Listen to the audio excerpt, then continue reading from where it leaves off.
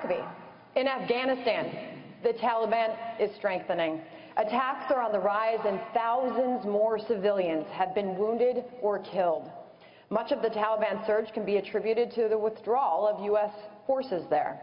You have expressed skepticism with the war there, saying you see no end game in sight. What then is your solution to the growing conflict there? Let me put that in context. When I went to Afghanistan, I saw a land that looked like the land of the Flintstones. It was desolate, it was barren, it was primitive. And it's been that way for thousands of years. They want to take the world back to be just like that. We don't. We need to make a clear goal as to why we want to be anywhere in the Middle East. And I'll tell you why we want to be and need to be is to destroy radical Islam and everything that threatens civilization. It's not just a threat to Israel or to America. It's a threat to every civilized person on this earth.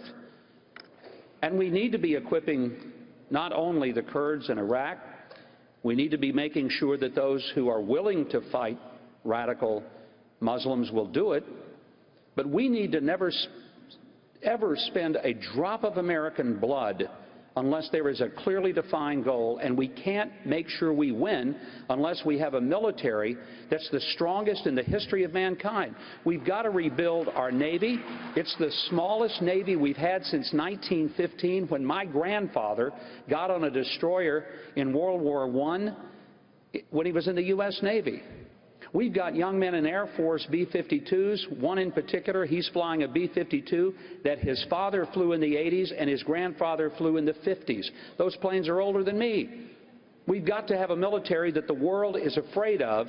Use it sparingly, but when we do, the whole world will know that America is on their tail, and they will be on their tail on the ground, never ever to rise up again. Governor Huckabee, if I could just follow up with that. Do we need to be in Afghanistan? Only if there is a concerted effort to destroy the advance of radical Islamists who are against us.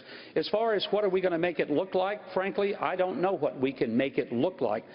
You can't create for other people a desire for freedom and democracy. And frankly, that's not the role of the United States. The role of the United States military is not to build schools, it's not to build bridges, it's not to go around and pass out food packets. It's to kill and destroy our enemy and make America safe. And that's the purpose we should be there if we're going to be there. Thank you, Governor Huckabee.